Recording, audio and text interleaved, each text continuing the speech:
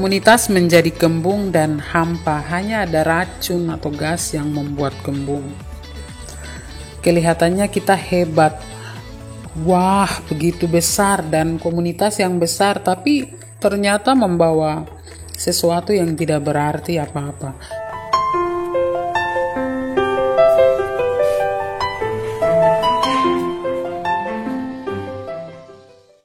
Halo sahabat R3, terima kasih sudah klik video ini. Saya Mama Bima di sini. Ada satu teman pernah ikut saya. Teman itu bilang begini, "Saya mau ikut kamu untuk ke kapel dan berdoa jam kerahiman di kapel." Terus saya bilang, "Ayo mari kita ke kapel." Sampai di kapel kami mulai berdoa bersama sampai selesai. Begitu tanda salib penutup, orangnya langsung keluar dan pulang. Saya kan waktu itu tidak sempat lihat, jadi saya balik lihat, ternyata dia tidak ada. Saya cari-cari, tidak ada di kapel, dia sudah pulang. Di kesempatan lain orangnya bilang, "Saya merasa di kapel itu sangat sakral bagi saya, jadi saya tidak bisa bertahan lama-lama di kapel." Saya bisa mengerti karena mungkin dia orang baru di kapel itu, jadi dia merasa asing.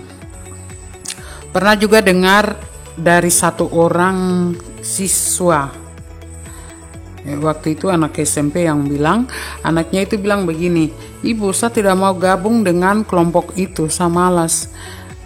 Karena mereka bilang anggota kami sudah pas, sudah cocok, dan kami tidak mau ada tambahan teman lain."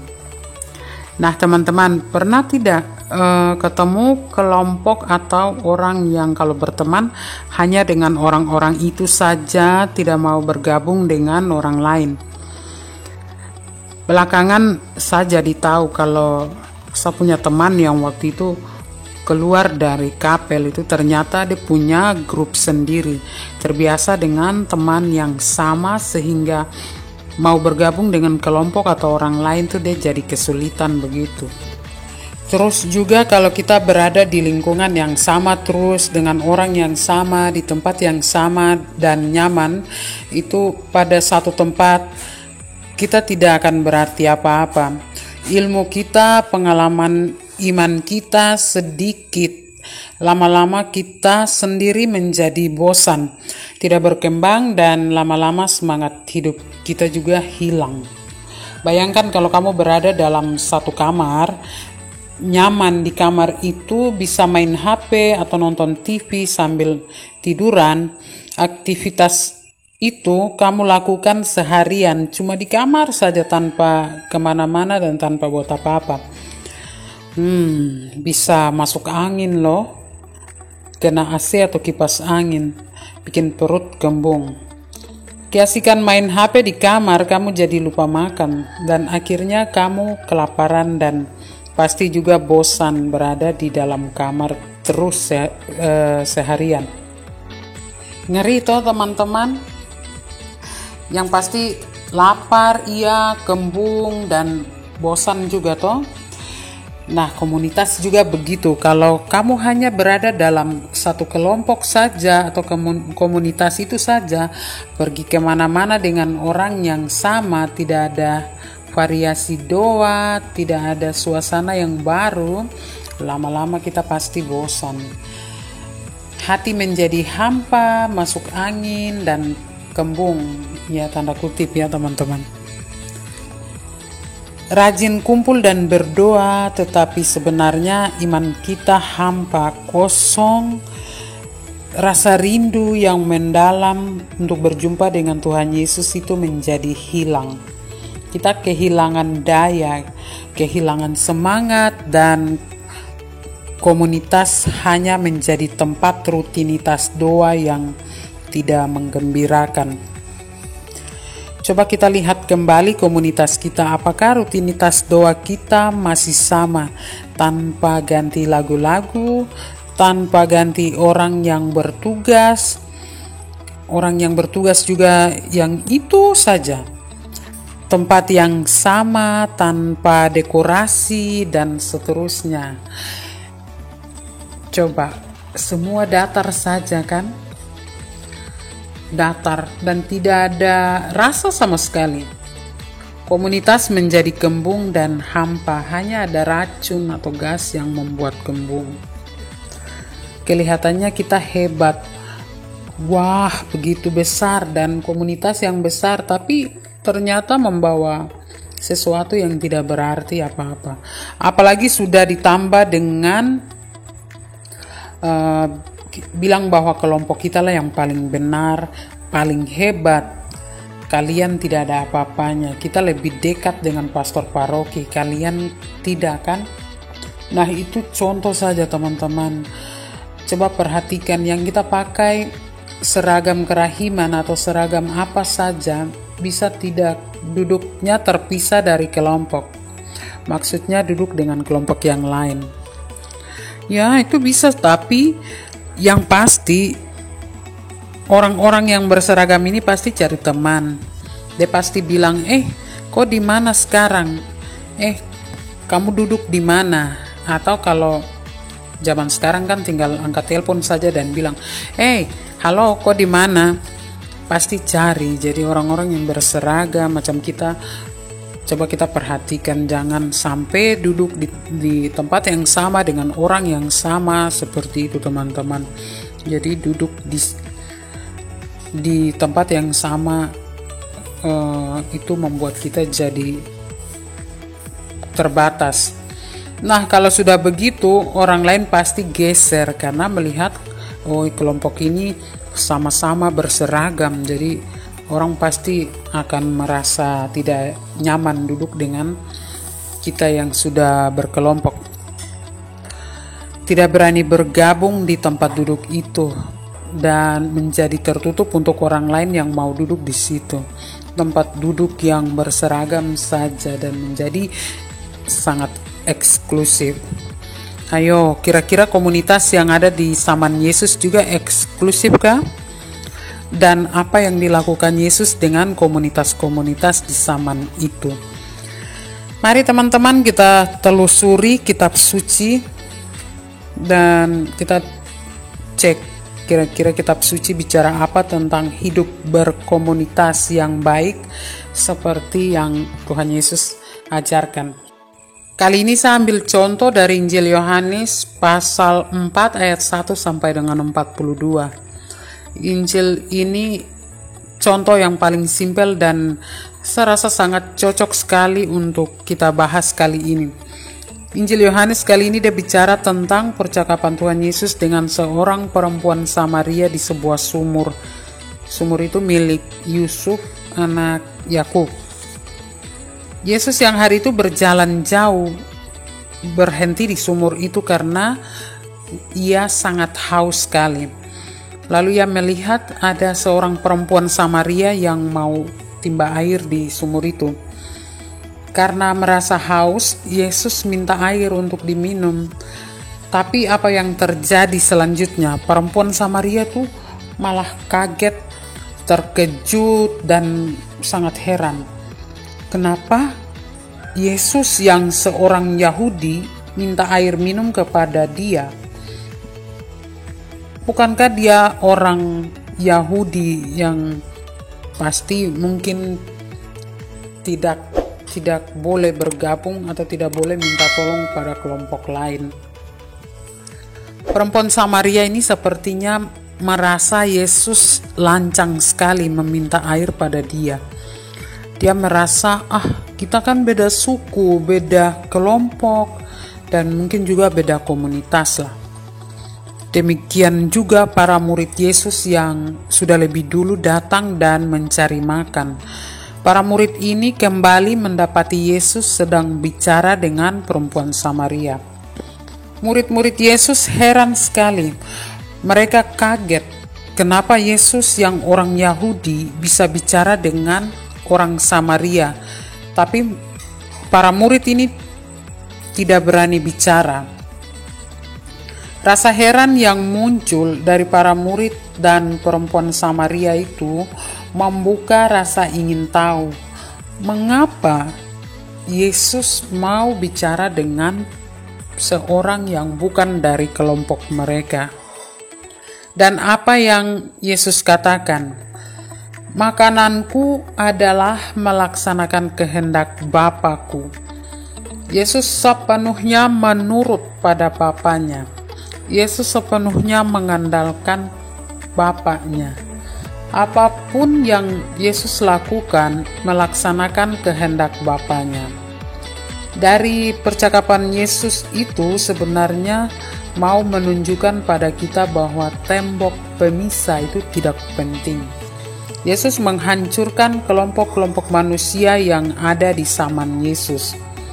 Kelompok-kelompok yang eksklusif, kelompok-kelompok yang tidak mau membuka diri berbaur dengan orang lain. Itu Yesus hancurkan. Yesus tidak mau lagi ada tembok pemisah, tidak mau lagi ada kelompok-kelompok yang eksklusif di zaman Yesus. Dan Yesus buktikan itu. Yesus berani berbicara dengan perempuan Samaria. Bukan air dari sumur. Ya, bukan air dari sumur itu yang memberi kehidupan, tapi air kehidupan yang berasal dari surga, yaitu firman Tuhan sendiri. Yang mendengar firman Tuhan, ia pasti diselamatkan. Yesus merobohkan tembok pemisah yang dibangun oleh orang-orang Farisi, orang Saduki, orang Yahudi, juga ahli-ahli Taurat, kelompoknya Herodes, dan kelompok-kelompok lain. Yesus tidak mau kelompok-kelompok itu bersifat eksklusif, hanya mementingkan kelompok mereka sendiri saja, tidak mau bergabung dengan orang lain. Setiap orang ada gambaran diri Allah di dalamnya, sehingga apapun yang dikerjakan Yesus adalah demi menolong orang banyak. Yesus tidak pernah merasa dia paling hebat, paling pintar, tapi Yesus selalu mengalah, tidak membalas orang yang membenci. Yesus juga menolong orang yang terpinggirkan melalui pelayanannya. Yesus tidak pernah membenci, tidak pernah membalas, tidak pernah memaksa atau tampil sok pintar, sok tahu, atau sok mengatur, kemudian sok paling benar, jaim, tidak pernah. Tapi Yesus selalu hidup sederhana, siap mengalah, tidak menuntut hak-hak istimewa bagi Yesus sendiri dan para muridnya. Dan itu contoh yang paling luar biasa buat kita di zaman sekarang. Nah, karena kebaikan-kebaikan Tuhan Yesus, Yesus dibenci, bahkan dibunuh oleh kelompok orang-orang yang eksklusif tadi. Mereka semua bersekongkol untuk membunuh Tuhan Yesus. Menilik bacaan kitab suci, apa sih sebenarnya yang hendak Yesus katakan pada kita para devosan kerahiman ilahi? Nah, itu yang penting sekali, teman-teman, bahwa menjadi eksklusif seperti kelompok orang Farisi, Yahudi, dan seterusnya tadi justru memupuk sikap sombong, sikap iri hati, tidak mau menolong orang lain, tidak mau peduli dengan dunia sekitarnya, dan sikap-sikap negatif. Jadi dengan menjadi kelompok yang eksklusif itu membuat kita punya sikap yang negatif. Menjadi komunitas yang baik itu bukan tampil di depan umum, teman-teman, bukan sering nyanyi chord yang merdu sekali di gereja, bukan juga karena kita kenal dekat dengan pastor paroki, atau bukan karena kedudukan, jabatan, atau banyaknya uang. Tapi Yesus mau menunjukkan kepada kita bahwa menjadi devosan dan membangun komunitas kerahiman itu harus keluar dari zona nyaman yang eksklusif itu. Dengan cara apa? Dengan cara mendengarkan firman Tuhan dan melaksanakan kehendak Allah Bapa. Melayani orang lain, menolong orang lain dengan keluar dari zona nyaman. Berbaur dengan orang lain, membuat perubahan-perubahan positif bagi orang lain, mengempiskan rasa kembung yang ada di dalam kelompok dan keluar berbaur dengan orang lain. Lalu kalau demikian, apa sih identitas komunitas kerahiman ilahi? Apa sih wajah komunitas kerahiman ilahi yang sebenarnya? Ada dua ciri khas komunitas kerahiman ilahi yang baik, dan itu menjadi gambaran atau wajah dari kelompok devosan kerahiman ilahi. Yang pertama itu bahwa komunitas kerahiman ilahi itu menunjukkan bahwa orang-orangnya mengandalkan Tuhan di dalam seluruh kehidupannya. Yang kedua, selalu melakukan tindakan-tindakan belas kasih, yaitu dengan berbuat baik, menolong orang, membantu orang di sekitar kita. Seperti yang Tuhan Yesus sudah contohkan, Yesus selalu menolong orang-orang lemah, menyembuhkan orang-orang sakit, membela kebenaran, membantu orang-orang miskin, dan seterusnya. Itu contoh-contoh perbuatan belas kasih atau kebaikan-kebaikan belas kasih. Singkatnya begini, komunitas kerahiman itu selalu berbaur dengan siapa saja tanpa memandang status, kedudukan, atau apapun yang dimiliki oleh orang-orang di dalam komunitas itu. Selalu mencari hadirat Tuhan dengan mengandalkan Dia, karena dengan mengandalkan Tuhan kita mampu melaksanakan kegiatan pelayanan-pelayanan di dalam dan di luar komunitas. Jadi identitas komunitas yakni mengandalkan Tuhan dan melakukan pekerjaan belas kasih. Dan yang lebih penting itu bergabung atau berbaur dengan siapa saja dan menolong siapa saja atas dasar bahwa Allah sudah lebih dulu mencintai saya, sehingga saya juga harus mencintai dan mengasihi sesama tanpa embel-embel sara, suku, agama, ras, dan sebagainya. Begitu teman-teman. Nah, sekarang apakah kamu masih berada di dalam komunitas yang eksklusif atau tidak? Silahkan komen ya teman-teman, dan jangan lupa subscribe sekarang buat kamu yang belum subscribe. Terima kasih banyak untuk kamu semua juga yang sudah nonton video ini. Tuhan Yesus memberkati, dan kita ketemu kembali di video dan topik yang berbeda. Bye-bye.